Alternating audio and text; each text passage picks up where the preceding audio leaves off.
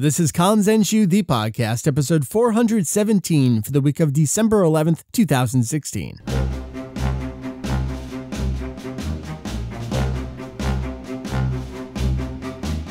What's up? Welcome back to Kanzenshuu, the podcast, an extension of the all-encompassing Dragon Ball fan site. Kanzenshuu.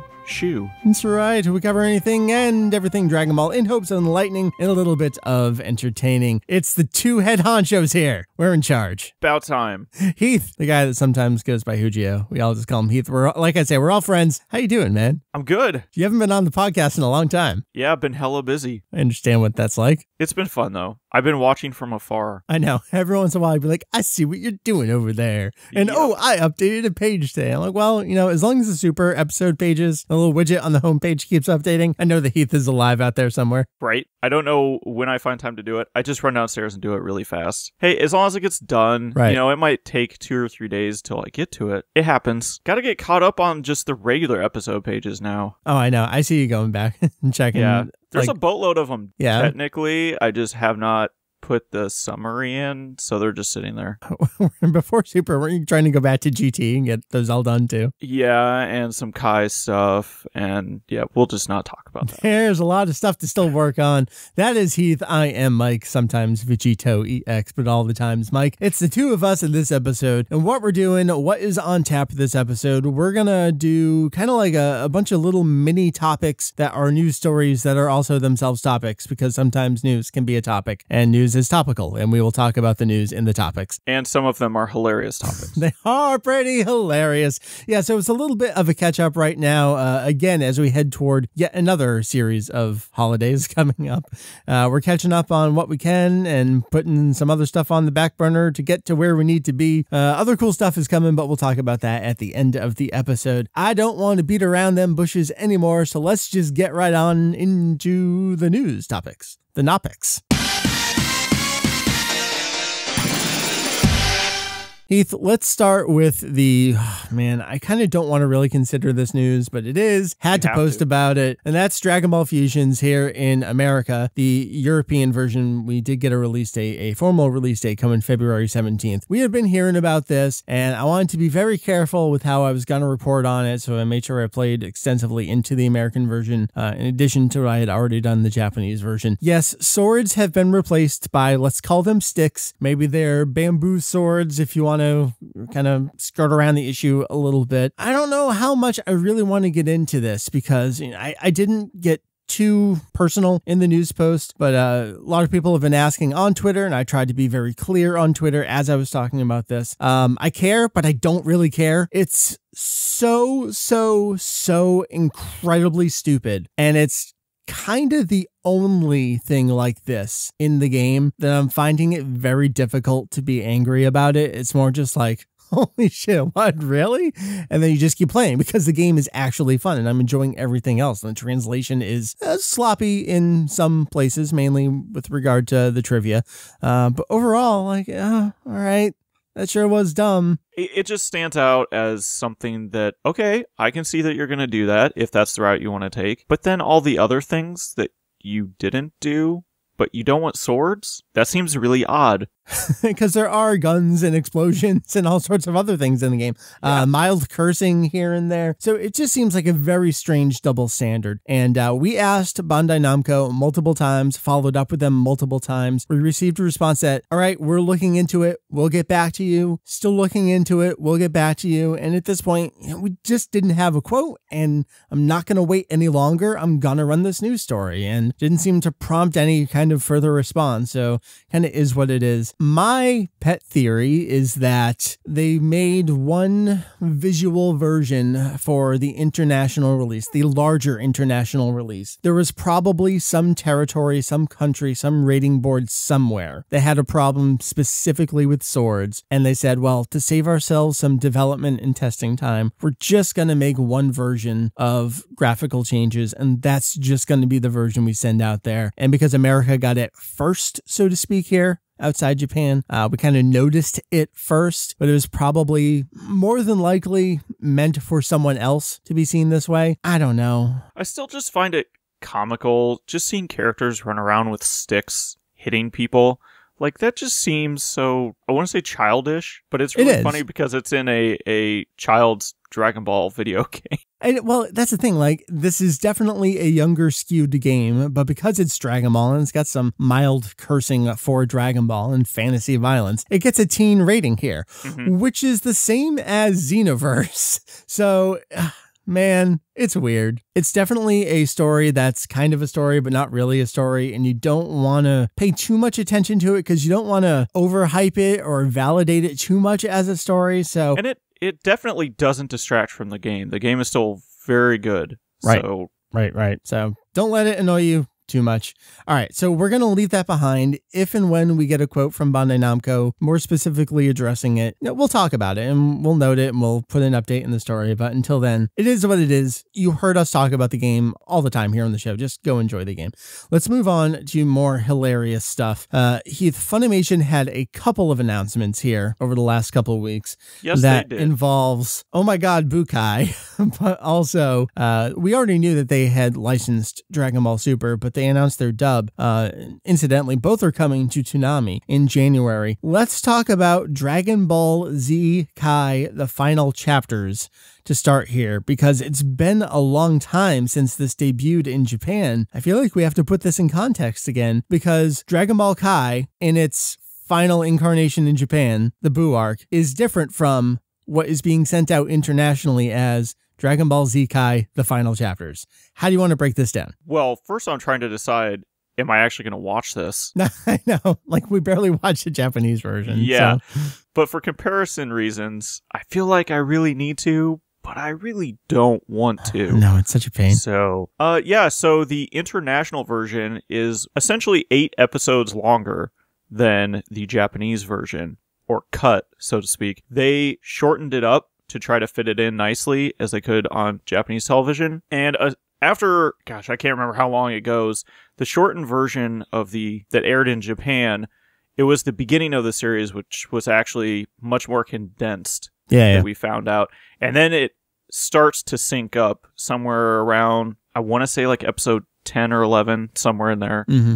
And it starts to pretty much just match verbatim. There's never really been a good, solid reason of why they did this, but I think a lot of it may have just come down to budget, and they just said, why are we editing 2 different versions? This is costing us so much more money. Let's just do one. And that's what ended up happening, especially after they saw it was not doing very well in Japan, after the first 2 months. And from everything that we have heard in the past, the series itself was essentially created for the international market. And it so happened that they decided, well, we have it. Let's go ahead and put it on TV in Japan. And they essentially started editing it to try to shorten it up. And then I think they finally realized this is a big waste of time. Work. Yeah. So let's just run it as is. And then it started showing up, I think, in like Taiwan and Hong Kong, and that's when everyone really started to notice, oh, these are 2 completely different versions with different theme songs and different credits, and it was a really interesting, fun time, and all of our heads simultaneously exploded with just, what the hell are you doing, Toei? I want to talk about the episode count real quick, and then we'll move on to all those other differences. So in Japan, it ran from April 2014 to June 2015. I already used this phrase. My pet theory is that they were trying initially to edit it down to last exactly 1 year, and then realized how much extra work that was going to be, and then decided to just give up on it, which, if you think about it in the long tail, probably worked in their favor, because as we got to Dragon Ball Super, they clearly didn't know what they wanted to do with that anyway, so maybe the extra time helped them? I don't know. So, Question mark? Different theme songs. So, yeah, we have Fight It Out, and then... Never Give Up. Never Give Up for the opening and the ending. Yeah, and that's actually where the eye catch jingles come from, is from these songs, right? Correct. That's why they sounded so different. Because when it first came out, the original Dragon Ball and Dragon Ball Z and everything... all of the eye catch jingles are based on your opening theme, like Cha-La. Right. And this came out, and not everyone, a lot of people noticed right away, just kind of like, where did they pull this from? Well, maybe they just used the music, because they have a little higher budget, since they literally did not have to animate anything. Mm-hmm. Let's not even talk about how many friggin' eye catches there were in Dragon Ball Kai. I know. I remember you trying to keep up on that eye catch collection page. People were wondering where those jingles came from, and it wasn't until it leaked that somebody had recorded the opening out of like Taiwan or somewhere and posted online, and we first heard "Fight It Out." We're like, oh, that's where it's from. So it's almost like they had done it so far, and we're just like, oh, we don't need to replace these jingles. We'll just get new Japanese bands to come in, and we'll, the original bands from the first part of Kai up through the Cell arc, and just have them do the opening and ending themes for Kai. And then we found out how many ending themes you can actually use, and it became very a la... GT all over again. Right. We ended up with, I think, 5 of the closing themes. Started with Good Morning America and just made our way onward. Yeah. So final chapters, this is going to, I'm really interested to see if Funimation is going to use Fight It Out as the opening, or if they feel like their piracy-based audience is going to already know Kuzen Zetsugo as the opening and all the various endings. See what they end up licensing and are able to use. And they're probably, as we can almost guarantee, they're going to get the longer episode count, the one branded as the final chapters. Musical score by Norihito Sumitomo of Battle of Gods, Resurrection F, and now Dragon Ball Super. Something that we really have to note is that the remastering of the Buu are completely different. Like you said, Q-Tech was no longer involved. Toei brought it in-house to be as cheap as possible. The international broadcast, the Buu arc here, green tint throughout the entire thing. Be very curious to see if Funimation's allowed to do anything about that. I think this is one of the only cases where we're kind of clamoring for them to mess with the video that they receive from Japan. Yeah, it will definitely be interesting to see if they do anything at all, because then you're really getting not only more episodes, but you might actually be getting a better visual product. Yeah. Just sounds really weird. It's super weird. Hey, it came out of Japan, but we're going to make it better. And you're like, well, we've heard that before. But right. In this instance, it probably would be, because we know how garbage it was originally. And then on top of that, there's no full screen 4:3 version of these episodes Drop from the start anywhere. So that'll definitely be interesting, because we know how Funimation handled it before. And they're like, here's your full screen. It'll be kind of interesting to see, well, now here's the rest of the show, but it's only available widescreen. Kai was such a mess, and we really thought we were past it. Everyone kept hoping that, when's Bukai gonna come out? And over here we're like, please don't, because we don't want to get back into this mess. The production was just such a disaster. Is it weird to think on the website we could simultaneously be covering Kai and Super again? I know, I don't want to. That's so weird. So their dub of Bukai is going to be starting up in January on Toonami. No word on home releases, which is really the thing that we're interested in. No idea if they're going to do a TV broadcast first and then like seasons later on, or parts, something like that. I'm sure that information is coming. But then at the same time, we got the announcement of Funimation's Dragon Ball Super dubcast, and that's also coming to Toonami here in America. But these were a funny few days, because it started back on November 25th when the Toonami Asia Twitter account finally came back and said, Dragon Ball Super news, Toonami Asia fans, we will have an update early next week, including confirmed date. Can you hold on a little longer? So this story dates back months and months and months. This product was supposed to start airing over the summer, late summer sometime. This was going to be a completely separate, different English dubbed production of Dragon Ball Super for the Toonami Asia audience. It seemed like nothing was happening. They were like, just hold tight, we'll get to it. We promise we'll have info for you. So we got this tweet on the 25th, and then a couple days later, we got, hey, not only is it coming, it's coming soon. Here are some dub clips from our version that's going to be airing here in Asia. And then 3 days later is when Funimation announced their Dragon Ball Super dubcast and their preview clips. And so we don't talk a whole lot about English dubs here on the show, but this is definitely one of the cases where it is so hysterical to see this back and forth, and the confusion among fandom, and I think the confusion among the production companies, and very much not confusion in a couple of key places. So let's start with Toonami Asia. They put out a clip from the first episode. It's got Mr. Satan. It's got Buu. It is so much inspired by Funimation's dubcast production that you almost wonder what the point even is. Oh, There is no point. I think that's the point. I don't know what they were thinking, but hysterical nonetheless, and I am enjoying this. So probably far too much than I should be. There's some money to be made somewhere. I don't know what that money trail looks like, but someone thought it was worthwhile. Is it almost just even, we're going to make this like Funimation would? We can distribute it for much cheaper. Yeah, I mean... almost sort of thing to, more international countries that want an English dub, but don't want to pay Funimation. That don't want to go through Funimation. Rights. Yeah. I mean, again, it makes sense to someone somewhere, and I can see someone having the pull to make it happen, being like, well, let's just make it fit in with the previous productions that have aired, so maybe we can kind of fake it, kind of like an Ocean to Texas voice cast situation where we'll try to imitate them and just, again, fake it as best we can. Who knows? It makes sense to someone somewhere, and this is what we're getting. It appears to be done by Bang Zoom, which means this is also being recorded in America to air over in Asia. But again, 3 days later is when Funimation came out with their dubcast announcement, and I don't think that's a coincidence. A short 3 days later, and I bet you there were some lawyers on the phone somewhere trying to make this happen even sooner than 3 days. And wouldn't you know it, but one of the first clips that comes out from Funimation is almost this exact same scene from episode 1 with Mr. Satan and Boo. And I would just like to read for you one tweet here. Later that same day on November 30th. At the request of our partners, our English dub clip with Boo and Mr. Satan is no longer viewable. Another clip is still live via Voice of Vegeta, which is Chris Sabat's Twitter account. Again, I don't think it's a coincidence that Funimation had ready to go within the span of 3 days, essentially that exact same clip. And I don't think it's a coincidence that someone had their feathers ruffled and got them to take that clip down, though they put up some other clips later. Heath, what's your take on this situation? Oh, whose is bigger than whose? Yeah. Oh gosh. It was fun to just watch it unfold, but it is definitely just, hey guys, remember we're still over here and we do this thing called Dragon Ball. And we pretty much have cornered the market. Yeah. So if you could not do that, that'd be great. And they were just like, nah, we're doing it.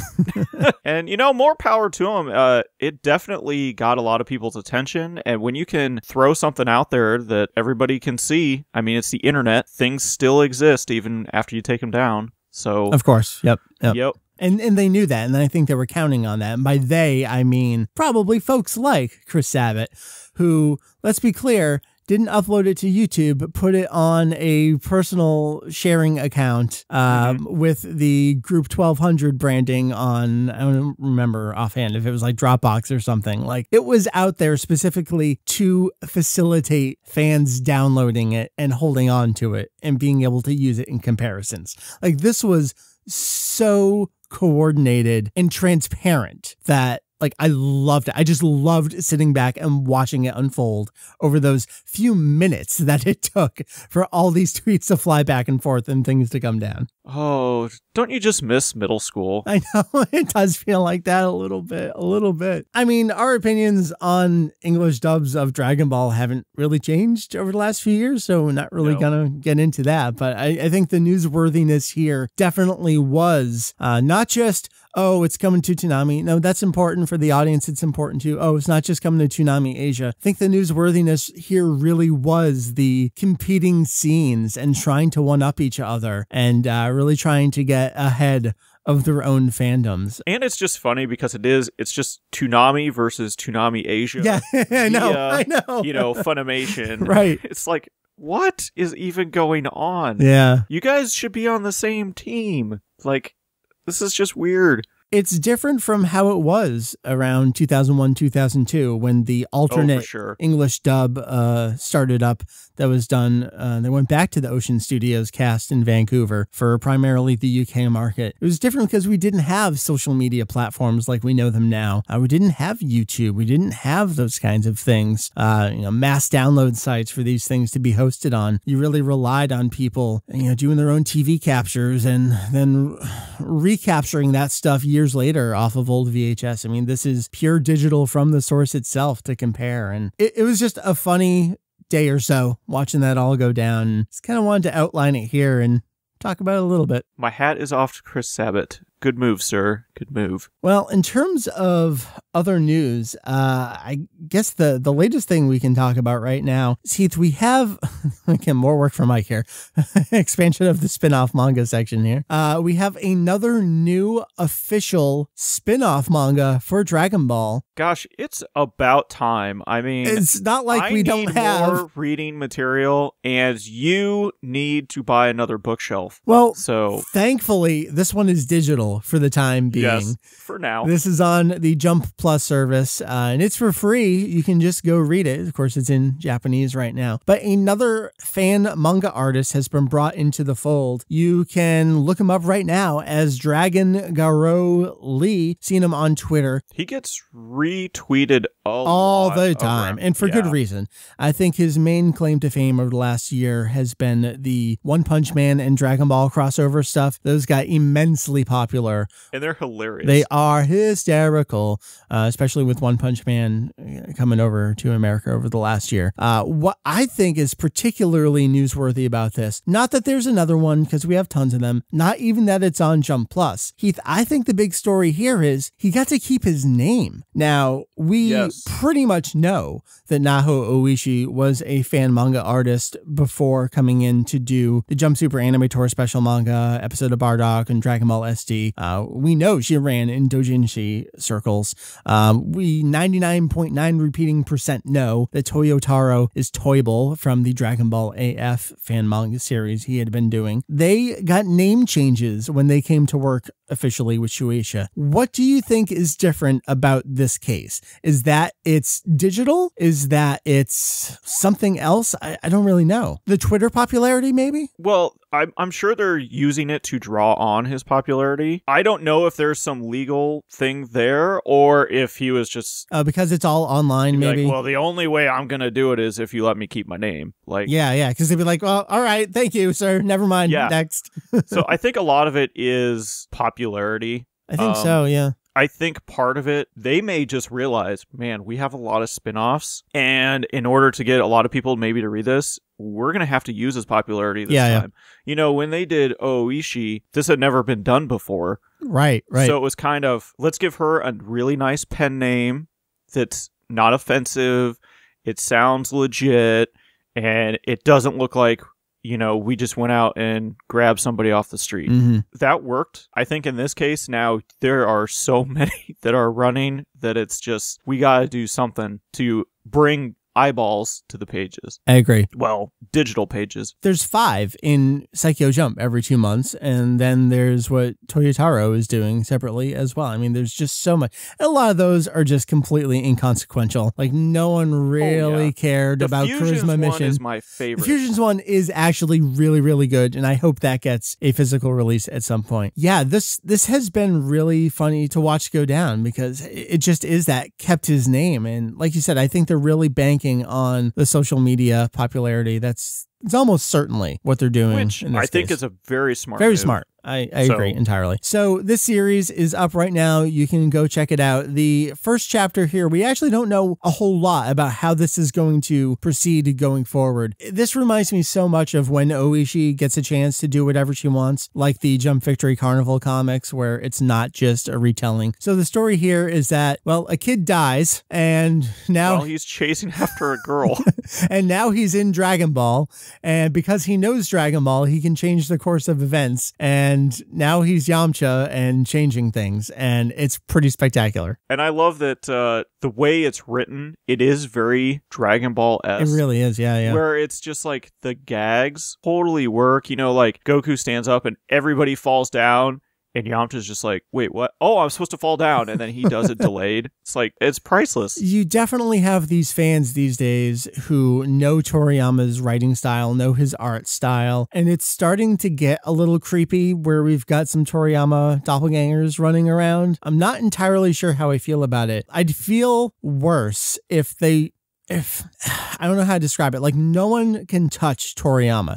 His specific writing style and drawing style, we're always laughing at these pieces of promo artwork where Goku's arms are like contorted in all these strange directions. Like, Toriyama would never draw like that because he understands how the human or Saiyan body works. And well, even Yeah, Toyotaro even said, just he doesn't like some of the new Dragon Ball Super stuff as far as drawing new characters because he doesn't have any reference models. Right. Which just, it's something that we've noted for a long time, especially with when he, the pseudonym Toyble. For AF, there are so many shots that he uses throughout his manga. They're literally taken from a panel of the original Dragon Ball manga. He just kind of slightly changes a few things. And there was that super chapter a couple chapters ago where we had like 4 direct panel homages. Yes. And some of them are really nice, and it is, in my opinion, in that case, like more of an homage and not just, well, I don't know how to draw this, so I'm going to copy. Yeah, I think it was clear there, but I can definitely see this is getting to be a bit too much. But yeah, so we've got another spin-off manga. Looking forward to seeing where this goes. Man, there's not a whole lot of other big news stories. The Digest edition is kicking off the Boo arc right now. That's just cranking along. They've got 3 more volumes. I think 3 more. Done. Yep, then we're done. Ends in January. These are the kinds of things, again, if you don't pre-order them, you're pretty much shit out of luck. So when I posted about this the other day, both Amazon Japan and CD Japan seemed like they got a couple more in stock or allocated to them for this next volume, 16, that just came out. So definitely check in there and see if you can pre-order some things. Version 2.2.0 came out for Dragon Ball Fusions in Japan. We were talking about Fusions earlier, but I do want to note this. This is the next big update. And this is actually kicking off a series of weekly events where, at least for this first one, you're trying to see how much damage you can do to Goku Black with your team. And the top, I forget what the 0 is, if it's 60,000 or 600,000 players, probably like 60,000. The top 60,000 are going to get an extra bonus on top of whatever. I think the extra bonus is the special attack, which is the light sword. And I think everyone who participates just gets the Super Saiyan version of Future Trunks from Super. But over the next couple of weeks, it's going to be different characters and different techniques and that kind of stuff for these events. So I'm looking forward to doing this. I'm taking screenshots along the way so you can check them out. We'll keep posting about them there. Already talked about it's coming out February 17th in Europe. So I think that kind of wraps up all the Fusions news. I do want to jump back over to Toyotaro's manga for Dragon Ball Super. Heath, we did just get Dragon Ball Super Manga Volume 2 out in Japan. Came out over the last couple of weeks. Collected edition covers chapters 10 through 15. Doesn't sound like a lot, but this is around the point that it started jumping up to 39 pages. Yeah, it's I forget. Insane how long some of the chapters are, because when they first started doing the manga version, we were all asking, how the hell are they going to keep up? Because they were only running at like 15 pages. And well, now we know how they're going to do that. Well, it seems like he gets roped into these things. Like, oh yeah, Victory Mission, it's only going to be 2 pages next month. Yeah, it's only 2 pages next month. Oh, 4 pages, don't worry about it. And then by the end, it was like its own continuous ongoing series that was worthy of a collected edition, even though it never got one. But they did post them all online for free. They did. Except for that last chapter. You have to get the 5th anniversary book for that. But yeah, the first couple chapters, they're all 15 pages. And then the most recent chapter, 39 pages is where we're at for these. So 10 through 15, again, it's actually quite a bit, fills up the book there. We got a very brief, not really Q&A, not really interview in the back. A couple of good key points here where Toyotaro talks about his production pipeline as it relates to Toei, as it relates to working with Toriyama. And I tried to make as nice a little scan as I could of this little section here. It's so tiny in the book, so like big DPI and try to clean it up as best I can. But we get to see Toyotaro's draft versus Toriyama's draft versus final version in the manga, and I think that's so important to see and to show to people.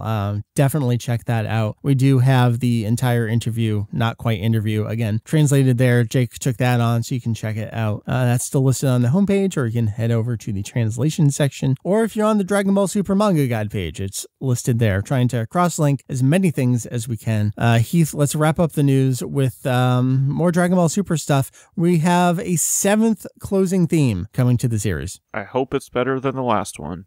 Did you not like it? Like, it grew on me a little bit. I don't love it, but yeah, I'm not totally in love with it. And it's a personal thing. I think when I really like an ending theme and then they take it away from me and replace it with something that's not quite up to par with the previous, then I tend to like it even less. It's like, you took away the one that I liked. So I hold it against them. I getcha. This is the first time that they've the song has come out I know, you on just the get album it. before it's actually aired on the show. Yeah. So that's really intriguing. Because even when I put that news post together, I went to Amazon to look at something. I'm like, whoa, they have previews for all the album tracks. Okay, let's give it a listen. I mean, it doesn't go very far. Right. And then they play the whole 30-second intro to the song, which is just guitar. Within a day of you posting it is when the album was due to come out. So yeah, you could just order it. Mine should be here this week. Who knew? And most of the other songs previously were just coming out as singles, not as part of an actual album, which this was for their 30th anniversary as a band. So, we haven't mentioned it. So it's The Collectors. They have been around for quite some time. The song They're an excellent band if you've never listened. Sounds awesome. An Evil Angel and Righteous Devil. I wouldn't necessarily read too much into the song title because, again, fried rice music. What did I have to do with the previous story arc here? Yeah, but like you were saying, there haven't been many songs that come out that aren't just a CD single and then later collected on an album. I think it was one of the Kai themes where the album that it was on wasn't quite, it was too long to be an EP, but not long enough to be an album. I forget which one that was. Maybe it was like Galaxy that one was on. That seemed kind of longer. Could be. But this one, very different. It's just on the album, and the album is out, and you can just go buy it. So we have links for you to purchase this if you're interested in that. Again, mine's coming in this week, so I'm looking forward to checking out the song in full and then prepping myself for it being in Super next month. Did you get the limited edition? I don't remember. I think I just got the normal edition this time. You don't need the DVD. No, I started scaling back on these things. For a while, I was buying like all 3 versions of every CD single. I'm like, what am I doing? This has to stop. I would only do that if it's like one was specific, like Dragon Ball cover art. Yeah. Get that one and then the regular album. The one I did have to do that on, was it Momoiro Clover Z, where one of them had different artwork and the other had a different Dragon Ball cover song. So kind of got stuck doing that. But, well, I kind of want to leave it there. Again, all of these bits of news kind of led into larger discussions, and I wanted to give them a little bit more breathing room than we sometimes do here on the podcast. None of them are super huge, but I feel like it was worth taking the time. And even if it doesn't really get us anywhere in the end, I still wanted to do it. And does that make sense? It's back-to-back weeks with episodes. Yeah. So there you go. That's We're tough back. these days. That is really tough. It is. We make it work. That's right. I mean, there's always something going on the website. There's always a new translation or a news post or archive page, something going on.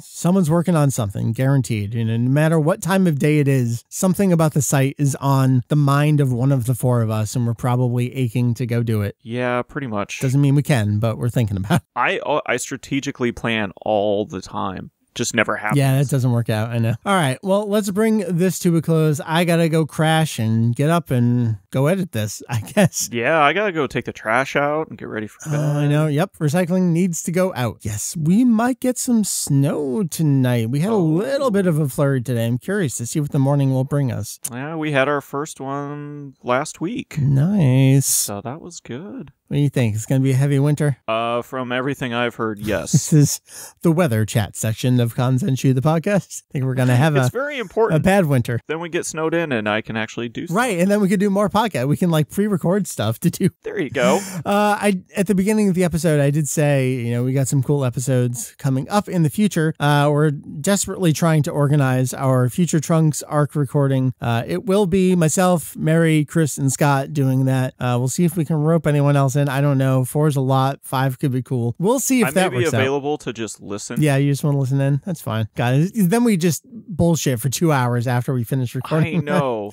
Those are always the best times. Awesome. So we got that coming at you in the coming weeks. We have a Xenoverse 2 final review that we should probably do before the first DLC pack comes out. Kieran and myself will do that whenever I can schedule some time with him to do that. The end of the year always brings our predictions check-in episode, which I still love. 11 years into doing this show, I still love doing that. At the end of every year, we make predictions for the next year, next calendar year with Dragon Ball. And we also check in on what we did the previous year to see how incredibly wrong we were. Sometimes we're great, sometimes we're terrible. So I love doing that. So you can look forward to that episode coming soon. That's usually the last episode of the year, the first episode of the next year. And January 1st would be a perfect time to do it this year because there's no super episode. episode. That's right. So we can actually work on a podcast instead of that. Since the first falls on a Sunday. Nice. They're showing a giant parade, I believe. That sounds fine.